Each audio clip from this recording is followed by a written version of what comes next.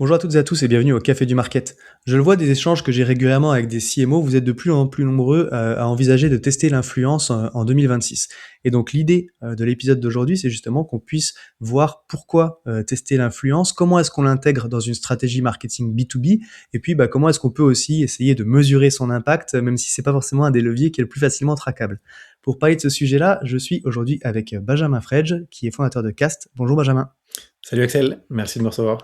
Eh ben écoute, c'est avec plaisir. C'est un sujet que j'aime bien. Et puis on a déjà parlé un petit peu tous les deux, donc forcément ravi de l'aborder avec toi. Est-ce que tu peux peut-être en introduction, s'il te plaît, te présenter en quelques mots?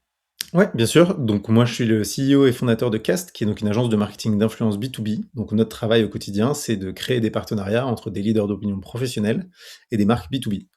Et j'ai majoritairement passé du temps dans des scale-up et des entreprises tech sur des rôles plutôt marketing et sales.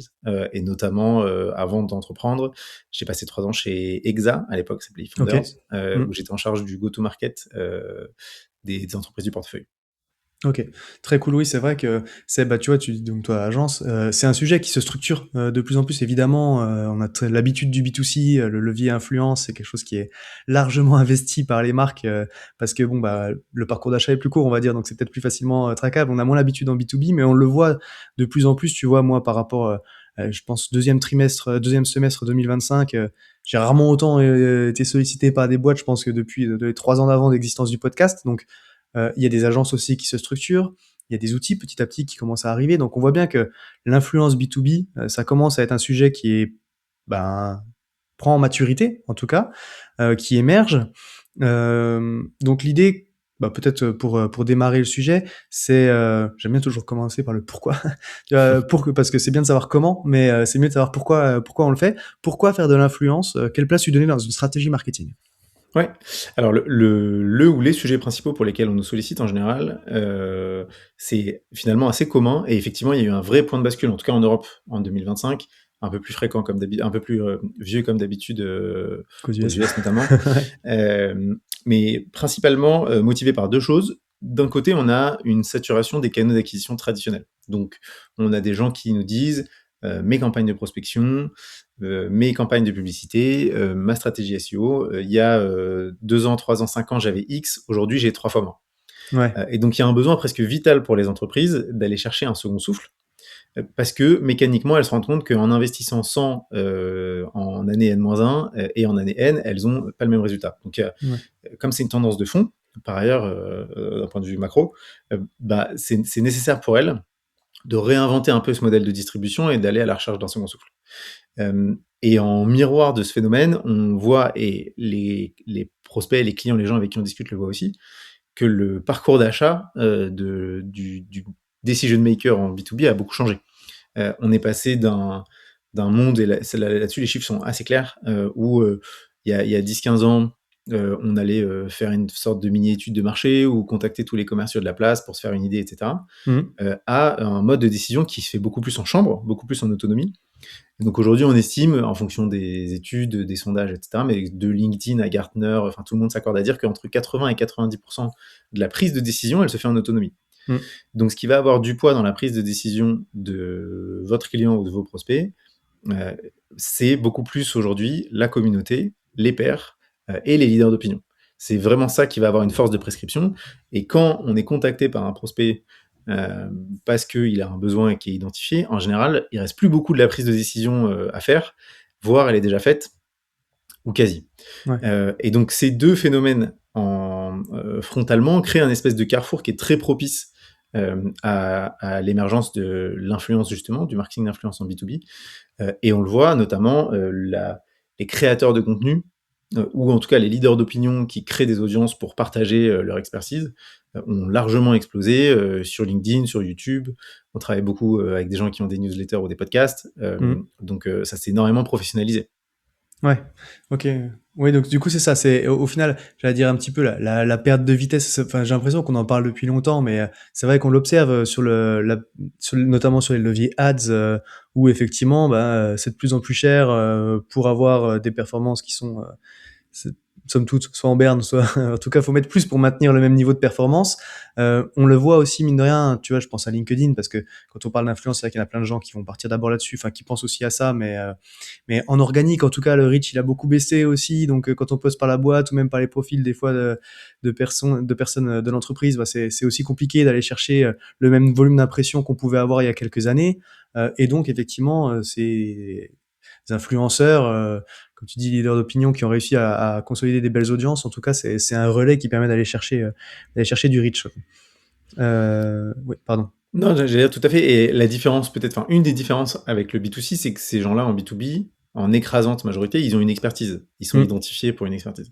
Et donc, on va aussi moins aller chercher du volume parce que la dynamique de vente fait que on cherche beaucoup plus quelqu'un qui a dans son audience 5 000, 10 000, 15 000 bonnes personnes que 20 millions de vues en moyenne sur une vidéo. Le jeu est un peu différent, entre guillemets. Ouais.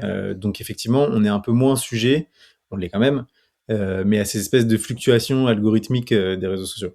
Oups, j'interromps ton épisode 2 secondes pour te parler d'un de mes partenaires qui me permet de continuer à te proposer tout ce contenu gratuitement. Ce partenaire, c'est Heat, H-E-E-E-T, donc avec 3 E. Il faut avouer, au marketing et l'attribution, c'est un sujet qui est à la fois prise de tête, parce que tout n'est pas facilement traquable et on a parfois du mal à attribuer d'où viennent les leads, mais essentiel parce que il faut être capable de justifier de l'efficacité des actions et des campagnes marketing. C'est justement là du coup intervient Hit, qui est en fait une solution de marketing intelligence made in France, qui va te permettre de mesurer l'impact réel du marketing sur le revenu. Pour ça, en fait, elle est disponible nativement dans ton écosystème Salesforce, HubSpot, et elle va s'intégrer à toutes les plateformes de pub pour te permettre justement d'optimiser le pilotage de tes campagnes d'acquisition de leads et savoir vraiment d'où viennent les leads justement et d'où vient ton revenu. Bref, si tu cherches à améliorer le pilotage de tes campagnes marketing, c'est la solution qu'il te faut, et je t'invite à aller découvrir ce qu'ils font sur leur site heat.io, donc H-E-E-E-T.io. Et maintenant, je te laisse avec ton épisode. Oui, c'est vrai. Et oui, il vaut mieux une petite niche très qualifiée qui reconnaît l'expertise et qui a confiance que effectivement du gros volume que tu peux aller chercher en B2C. Exactement. Bon, on va y venir, mais juste avant de voir comment est-ce qu'on peut faire levier sur ce levier. Bon, bref, pardon, j'ai pas trouvé mon mot. Elle est belle celle-là. Mais du coup, quand on veut tester comme ça un nouveau canal, et c'est vrai qu'en plus cette influence, en tout cas, on parle d'influence et c'est un mot qui a pas forcément toujours une très bonne connotation. On a l'impression voilà, les influenceurs, c'est pas toujours connoté très c'est pas toujours très connoté positivement. Donc, convaincre son CEO d'investir sur un canal comme ça, c'est pas toujours facile. Est-ce que tu as des tips, justement, pour essayer de vendre ce type de projet en interne ? Oui, c'est un très bon point. Et c'est une difficulté assez largement répandue. Son CEO ou son CMO, d'ailleurs, en fonction de la taille de l'entreprise, et des gens qui vont nous solliciter. La première chose qu'on conseille toujours, nous, c'est de le vendre comme un pilote cadré.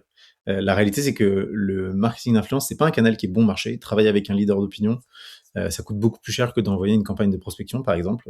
Il s'agit pas de prendre un outil à 50 ou 100 euros et d'envoyer quelques mails. Donc, il faut le faire proprement, et pour le faire proprement, ça veut dire effectivement être capable de débloquer une enveloppe qui a du sens, qui permet de tester les choses avec les bonnes ressources. Et donc, c'est beaucoup plus simple de convaincre en interne en se projetant sur un test qui est circonscrit, qui est défini, que en disant, en fait, on va commencer à dépenser de l'argent sans trop savoir où est-ce qu'on s'arrête. Et un test, ça veut dire très concrètement un budget qu'on est prêt à perdre, avec lequel on est en paix, entre guillemets.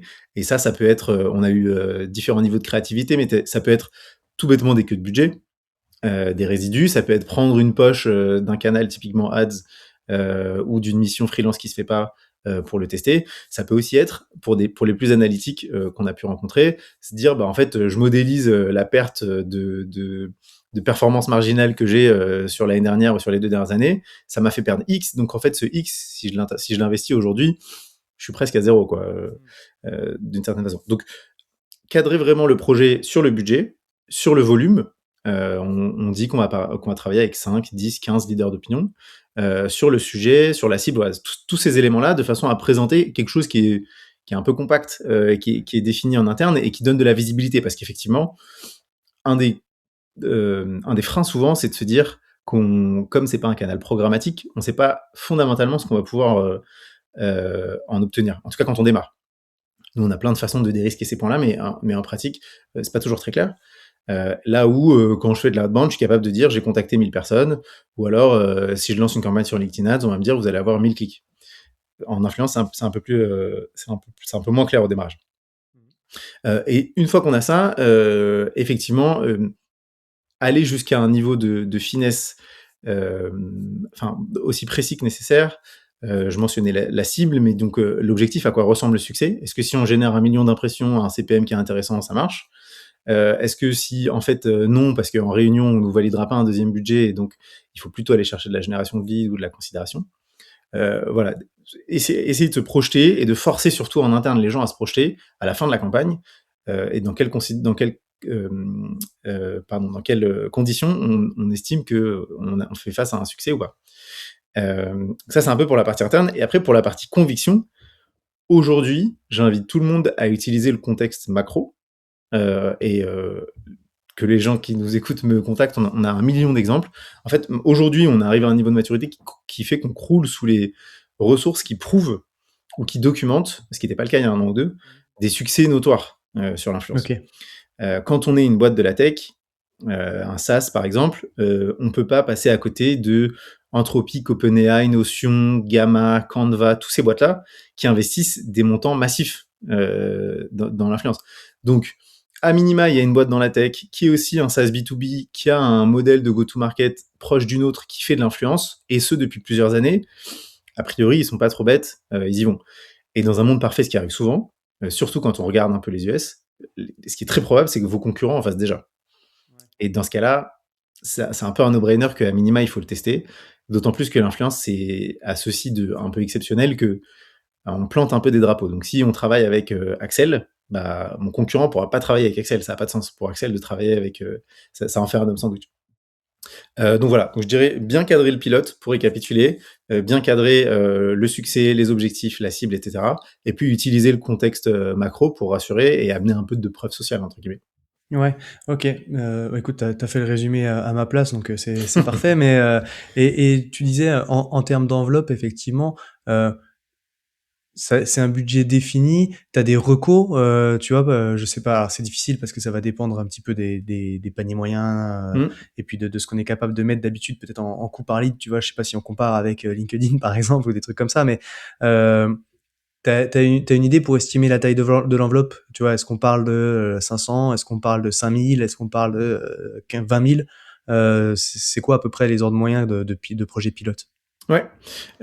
Alors on parle pas de 500. Enfin, en fait, comme tu l'as très bien dit, et donc je le redis juste en préambule, mais faut toujours prendre des précautions sur le prix, qui est un vrai sujet. D'abord parce que c'est un peu le Far West à ce stade. Le canal est pas du tout structuré, donc il n'y a pas forcément Ouais, de chacun fait ses tarifs, consensus quoi. Mmh. exactement sur la façon dont l'approcher. Donc là encore, j'invite tout le monde à s'appuyer sur les chiffres et à revenir à des notions de base de CPM, de CPC, etc., pour rationaliser un peu l'allocation du budget. Mais toujours est-il que euh, forcément, s'associer avec quelqu'un sur LinkedIn ou sur YouTube ou une newsletter, ça va pas avoir le même coût. De façon souvent très rationnelle, c'est qu'un créateur de contenu qui crée une vidéo qui dure un quart d'heure, ça peut pas coûter le même prix qu'un leader d'opinion qui va faire un post de 1000 mots sur LinkedIn. C'est pas le même boulot, c'est pas le même temps, c'est pas ça, parfois on sollicite des freelances, etc. Donc mécaniquement, c'est pas le même prix. Mais on va assez vite, typiquement sur LinkedIn, graviter entre 500 et 1000 euros pour une prise de parole, dépasser 1000 euros sur YouTube. Donc tout ça, encore une fois, c'est variable en fonction de la taille, la niche, le niveau d'engagement, etc. Mais donc on est dans cet ordre de prix-là. Donc mécaniquement, c'est pas un canal qu'on peut tester avec un budget aussi faible, entre guillemets, que 500 euros. On va plutôt, nous, inciter les gens à faire des tests en interne entre 5 et 10K. Parce que OK. là, en reprenant les ordres de grandeur que je viens de te partager, tu vois que tu commences à avoir un pool de 3, 5, 10 profils, pour lesquels, à la fin, tu vas pouvoir te dire, OK, on a essayé de lancer notre étude 2026 sur tel sujet, ou promouvoir tel événement, ou mettre en avant le lancement de telle feature avec une dizaine de personnes. On a un peu de données, on a un peu de matière à la fin pour se dire, est-ce que ça a marché ou pas? Est-ce qu'on est complètement à côté de la plaque? Est-ce que on a tel format qui fonctionne, etc., etc. Mais donc, effectivement, c'est pas un canal bon marché. Mais dans cet ordre de budget-là, c'est tout à fait un POC qui peut se faire en interne et qui peut se manager en interne. Au-delà, en général, on touche à des problèmes de scalabilité, quand même d'expertise métier, et donc il y a un intérêt externalisé. OK. Et bah, du coup, en fait, tu as parlé de plusieurs choses. Tu vois, il y a cette notion de budget, il y a cette notion de budget en fonction du canal, et de où tu vas aller chercher quel format de contenu, sur quel canal. Parce que tu l'as dit, il y a LinkedIn, il y a YouTube, il y a le podcast, il y a la newsletter.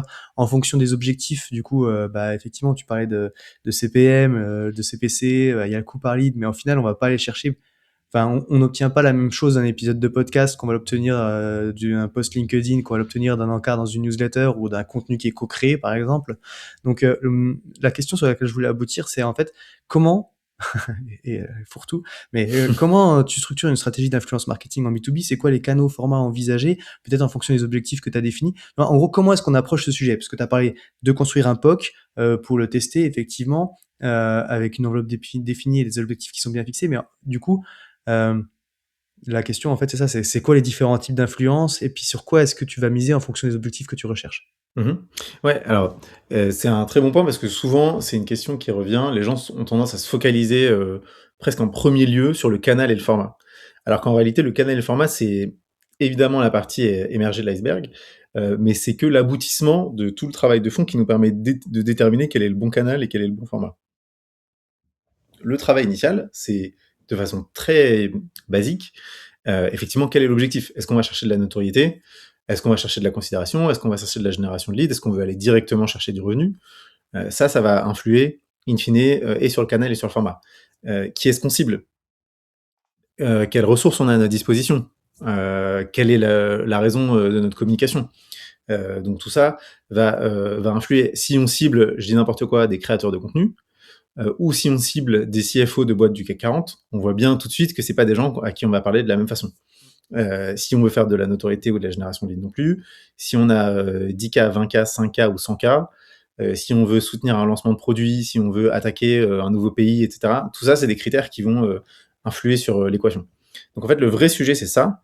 Et je pense que, je le dis souvent quand on discute avec des prospects ou des clients, mais le niveau de maîtrise, entre guillemets, du persona, des pain points d'un point de vue profond, des problèmes qu'on règle, des alternatives, etc. En général, il est assez superficiel finalement, de façon assumée, hein, c'est pas du tout une critique. Mais donc finalement, pardon, on revient à ce travail de fond qui nous permet de dire, bon bah en fait, à travers cette équation-là, donc typiquement je reprends cet exemple, on veut faire de la notoriété sur des CFO d'entreprises plutôt mid-market, aux États-Unis, etc. Bah, dans ce cas-là, on décide que le bon canal, c'est peut-être LinkedIn, qu'il nous faut tel budget, tel format et tel profil d'influenceur. Mais finalement, ça se fait exactement de la même façon que quand on choisit son marketing mix ou son go-to-market au sens large, mais qui ne sont elles-mêmes aussi que des décisions qui sont l'aboutissement de choix stratégiques, en fait, qui sont des choix à l'échelle de l'entreprise. Pardon, oui, du coup, Ça répond à ta question? Non, ouais, non, mais oui, mais du coup, c'est en gros, est-ce que t'as des, pas des idées un peu type, tu vois, mais donc effectivement, il y a la réflexion stratégique, les objectifs, et puis du coup comment tu vas identifier effectivement par rapport à ton go-to-market. Mais je sais pas, tu vois, si on reprend les différents, mon idée en gros c'est quel type de campagne tu vas pouvoir mener, tu vois. Enfin, si on veut faire de l'influence, tu vois, par exemple, il y a enfin, on en parlait avec Shine qui a beaucoup testé ça, mais parce que c'est une approche un peu B2B, mais c'est presque du B2C quand c'est un tu peu utilises entre des les deux, ouais. indépendants, ouais. C'est un peu entre les deux. Euh, qui nous parlait effectivement qu'ils avaient testé, bah, t'as de l'affiliation, mais du coup ça va être plutôt, ça disait que ça fonctionnait bien sur des liens en vidéo, par exemple dans description de vidéo YouTube, où il y avait du contenu en placement de produit, tu vois, un petit peu comme tu peux le faire dans une vidéo sur Netflix, tu vois, enfin tu vois un épisode de Netflix, ils sortent l'ordi Apple, tac, et puis t'as le beau logo qui s'affiche, tu vois. Mais après tout, eux, ils le faisaient parce que bah, du coup, c'était des indés qui expliquaient comment ils géraient leur admin. Et puis, bah, au moment où ils envoient leur facture, bah, ils se connectaient dans Shine. Donc, tu le vois, ça se fait naturellement.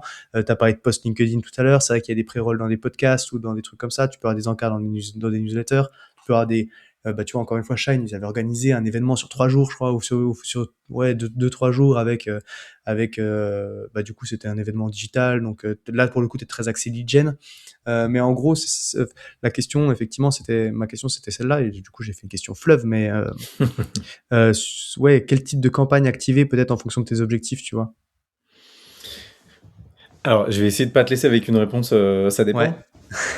Mais la vraie réponse courte, c'est ça dépend. Ouais, oui, évidemment. Ouais. Tu vois, c'est un peu comme si tu me disais qu'est-ce que tu fais sur Google, c'est quoi le playbook sur Google, en Ouais. fonction de, tu vois. Donc en fait, c'est un peu ça.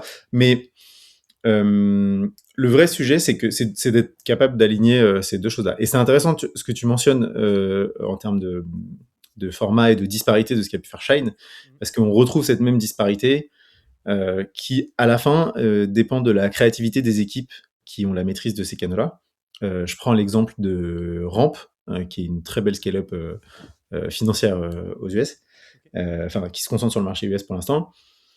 En termes d'influence, ils ont investi très tôt dans ce canal-là, et ils peuvent à la fois construire un réseau d'entrepreneurs et de directeurs financiers qui parlent tous les mois et très régulièrement de Ramp. Et en même temps, il y a quelques mois, ils ont, alors je sais pas si tout le monde aura la ref, mais ils ont invité Kevin, qui était un des comptables de The Office, j'ai plus le nom de Ok. l'acteur, Mhm. qu'ils ont mis dans une boîte vitrée sur la 5e avenue, je crois, à New York, enfin quelque part dans la rue en tout cas, et qui pendant 2 heures a processé des factures. Et donc ils ont pu comparer ce qu'un humain pouvait processer versus ce que Ramp pouvait processer. Donc évidemment c'est sans commune mesure. Et comme c'est des Américains en plus à la fin, il a officié un mariage parce que sinon ça serait pas, ce serait trop soft. Mais ce que je veux dire par là, c'est que la même entreprise avec un objectif différent, elle va pouvoir soit viser un maximum de visibilité et donc s'associer avec sponsoriser des vidéos sur YouTube, faire du merchandising avec des leaders d'opinion qui vont porter la marque, je veux dire, enfin des vêtements, des mugs, des objets à l'effigie de la marque, simplement dans un objectif de visibilité et de répétition. Mais aussi avoir des gens qui vont pouvoir, à travers tes événements, à travers de la création de contenu, ou tout un tas d'autres choses, soutenir les initiatives de l'entreprise et les aider à travailler sur des mécaniques beaucoup plus bas de funnel. Ok.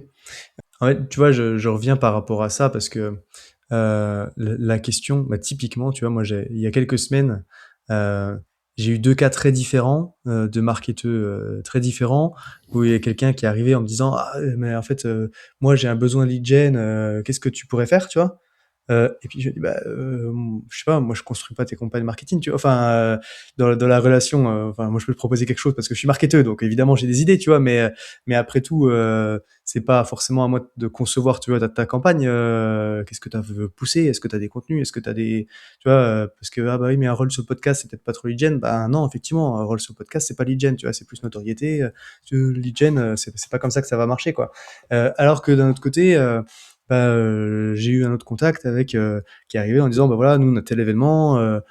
Tel webinaire, tel truc qui sont prévus, on aimerait avoir de l'amplification par rapport à ça, tu vois, et du coup, le mail, LinkedIn, ça nous intéresse et tout, tu vois, et au final, c'est un peu ça que je cherchais comme reco, enfin, et c'est compliqué parce que la question est pas facile, évidemment, ça dépend des contextes, ça dépend des objectifs et tout, mais bref, je sais pas ce que ça t'évoque en fait ce que je dis parce que je suis parti trop Non, loin non, et mais puis c'est j'arrive un plus très à bon point. revenir, En ouais. fait, in fine, ce qu'on voit, c'est que la logique métier qu'on va appliquer à l'influence, et c'est une bonne nouvelle pour l'influence, c'est exactement la même que celle qu'on va appliquer sur n'importe quel autre canal.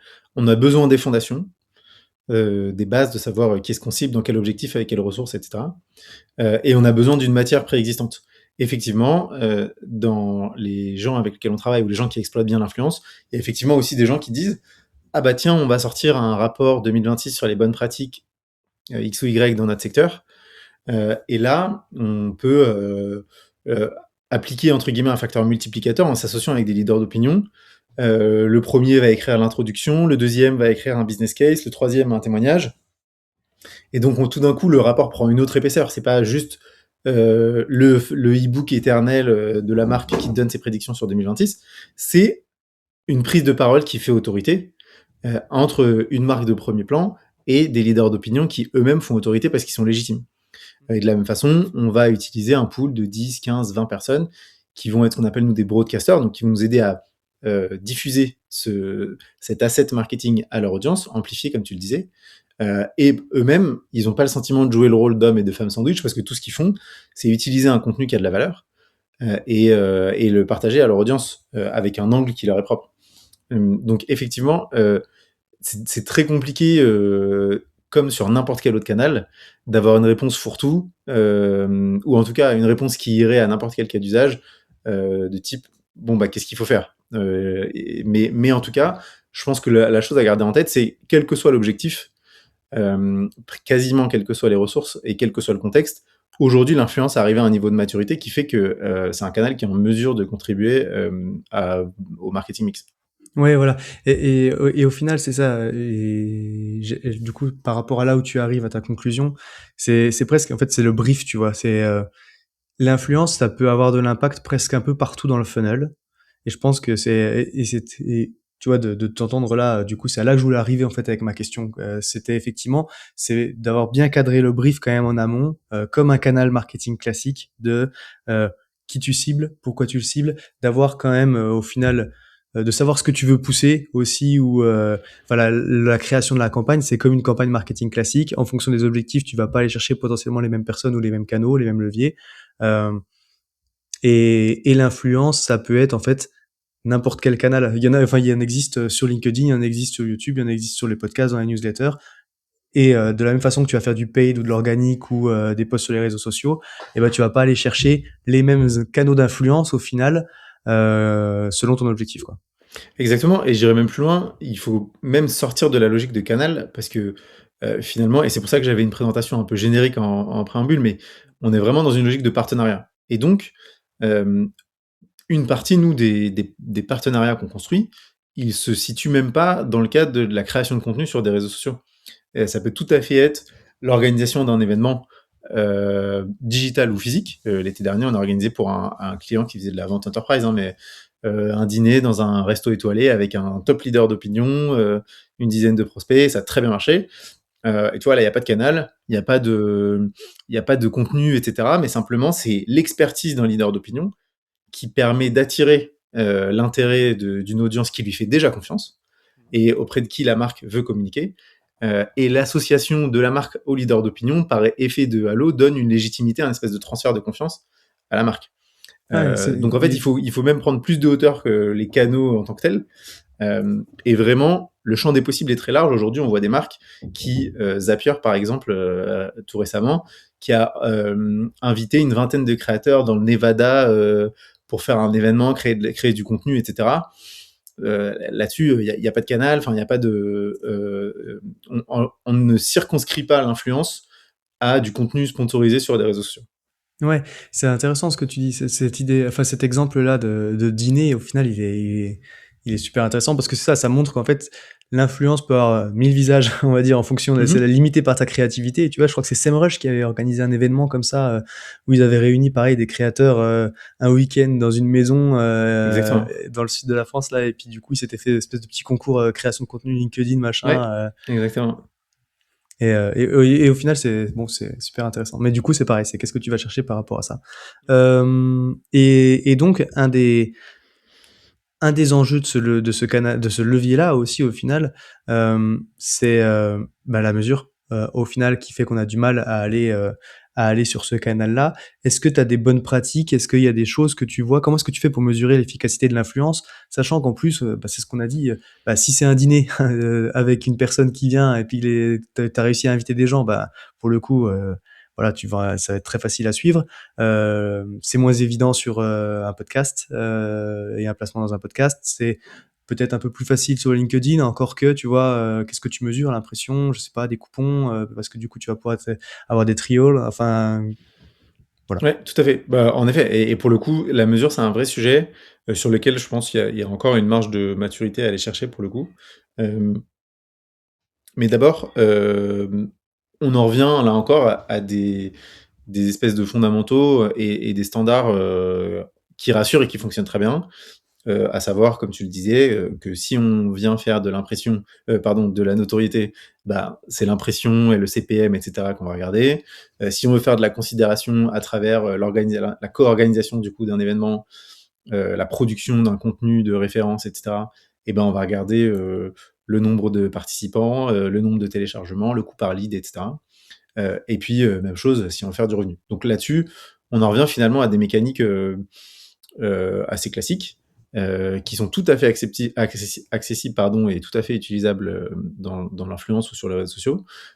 Et de plus en plus, on voit se développer l'usage de liens traqués dans les publications ou dans des lead magnets, cette espèce de mécanique qui vise à solliciter l'engagement de la communauté en contrepartie de l'accès à un contenu de qualité. On voit arriver des landing pages dédiées, par exemple, qui permettent de traquer de façon systématique que tout le trafic qui est fléché vers cette landing page, c'est celle qui vient d'une collaboration entre SEMrush et Axel. Donc en fait, tous ces éléments-là fonctionnent relativement bien. Et c'est évidemment pas du programmatique. On n'a pas un pixel qui va suivre votre cible sur des kilomètres. Mais ça fonctionne très bien. Et j'allais dire, et sans prêcher pour ma paroisse, mais quelque chose qui fonctionne bien, que nous, on a pu construire grâce à notre techno interne, mais qui est un peu l'étape de maturité suivante. Mais je sais qu'il y a des équipes comme Lemlist, comme Folk en France qui le font très bien.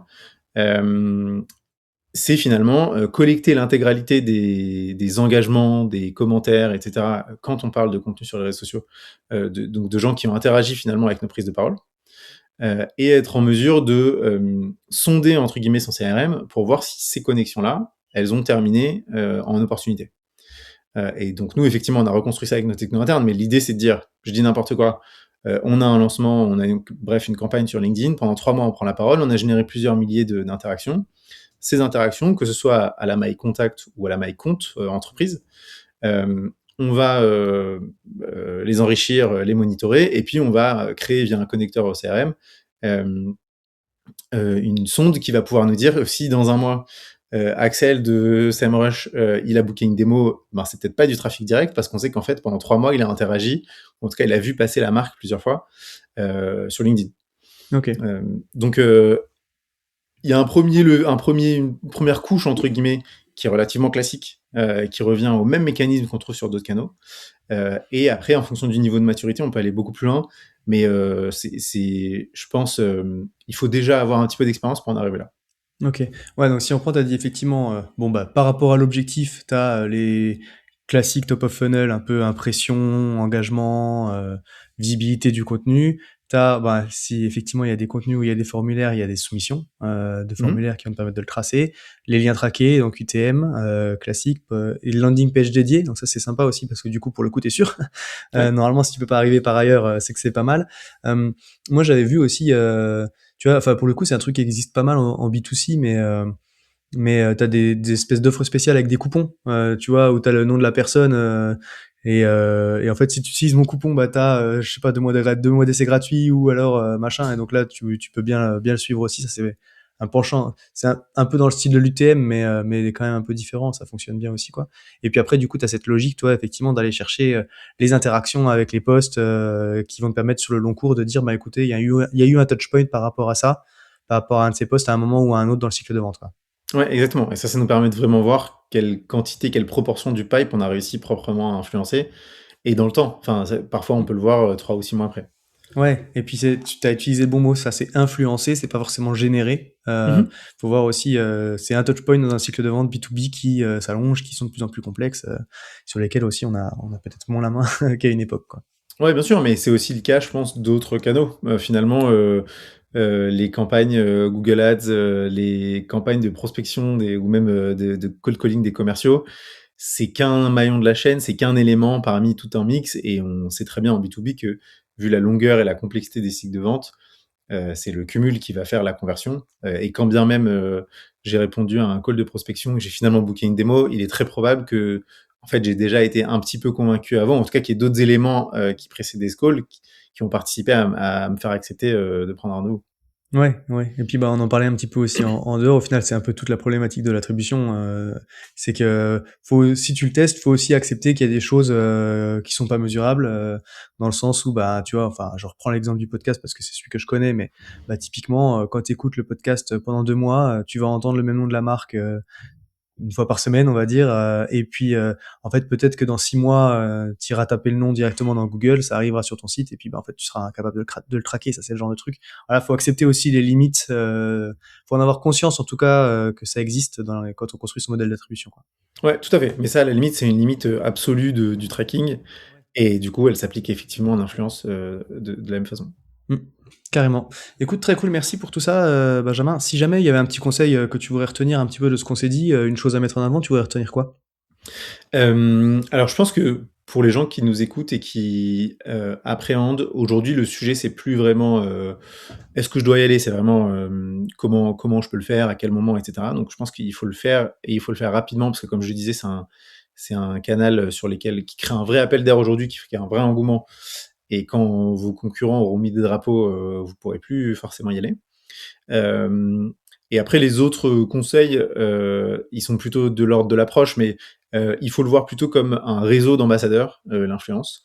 Et les marques les plus fortes sont celles qui, comme je le disais un peu plus tôt, ont pour objectif, sans citer la marque, je reprends, une discussion que j'ai eue récemment, d'avoir 1000 créateurs de contenu, en 2028, qui parleront de nous. Et quand on l'approche comme ça, on voit très bien la nécessité d'avoir une approche long terme, on voit très bien la puissance de frappe d'une initiative comme celle-là et pourquoi en fait on a entre les mains une vraie arme nucléaire, si tant est qu'on soit enclin à lui donner du temps pour comprendre comment l'apprivoiser.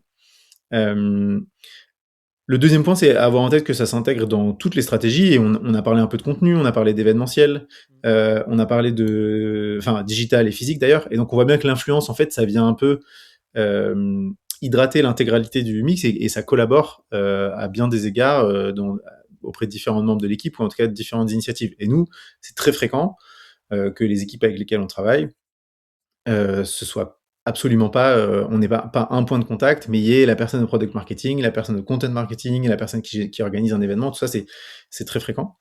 Et le dernier conseil, et ça c'est un peu un cheat code parce qu'on met du temps à le comprendre, c'est très difficile pour une marque, mais il faut apprendre à lâcher prise. Autrement dit, la force du marketing d'influence, c'est l'authenticité. Les gens qui suivent Axel au quotidien et qui écoutent ton podcast et ta newsletter toutes les semaines depuis des années, ils te suivent et ils t'écoutent parce que c'est ton ton qu'ils aiment, c'est ta façon d'approcher les sujets. C'est bref, tout ce qui te caractérise, qui est très personnel, et c'est ça qui fait que c'est un canal qui en moyenne a un taux de conversion bien supérieur que l'énième publicité, l'énième coup de téléphone qu'on va recevoir dans la journée. Mais ça implique que quand on lance une campagne ou quand on travaille à long terme avec plusieurs créateurs de contenu ou plusieurs leaders d'opinion, et ben sur 100 personnes qui vont prendre la parole pour la marque, il est très probable qu'il y ait 100 façons de le faire un peu différentes. Et c'est une bonne chose en réalité. Mais c'est un peu contre-intuitif pour une marque parce qu'on a tendance à vouloir tout contrôler. On crée une plateforme de marque, voilà l'ADN, voilà les éléments de langage, voilà les messages clés, voilà les valeurs, etc. etc. Et en fait, je pense que c'est une bonne chose. Il faut construire ce cadre. Nous, on fait ça à travers un brief. On donne ce brief aux créateurs de contenu et aux leaders d'opinion qui doivent respecter ce cadre. Et c'est dans ce cadre qu'ils doivent construire une prise de parole. Mais une fois qu'ils ont ce cadre, ces outils, ces ingrédients, entre guillemets, c'est à Ouais, eux faire ce de qu'ils se les veulent, quoi. approprier, exactement, et d'en faire ce qu'ils veulent. Parce que si je travaille avec 10 personnes différentes qui elles-mêmes ont une façon un peu différente d'approcher un sujet, ont un ton un peu différent, ont un profil d'audience un peu différent, mais je leur dicte tout à la virgule près, et ben ça fonctionne pas. Et on a des très beaux exemples de gros fails, Gartner d'ailleurs notamment, qui l'a fait il y a 1 an et demi. C'est des échecs absolus parce que l'audience en B2B, qui est une audience de décideurs éduqués, matures, etc., elle le voit tout de suite. Et donc ça perd toute sa force qui repose sur l'authenticité et le lien entre un leader d'opinion et sa communauté. OK, très cool. Et ben, écoute, oui, c'est un bon conseil, effectivement. C'est pas, et c'est pour ça que ça se différencie d'un encart publicitaire que tu vas payer par Exactement. la régie de LinkedIn Ads, c'est que du coup, si tu fais appel à un créateur, c'est aussi pour capitaliser sur ce lien, et donc faut lui laisser la marge de manœuvre pour le faire, on va dire. Exactement. OK, très cool. Et ben, écoute, merci pour tout ça, Benjamin. Si jamais il y a des petites questions pour toi, on peut te trouver sur LinkedIn, du coup? Exactement. Sur LinkedIn ou par mail, je suis dispo. Parfait. Et ben, écoute, encore une fois, merci pour tout, et puis, bah, je te souhaite une bonne journée. Merci Axel.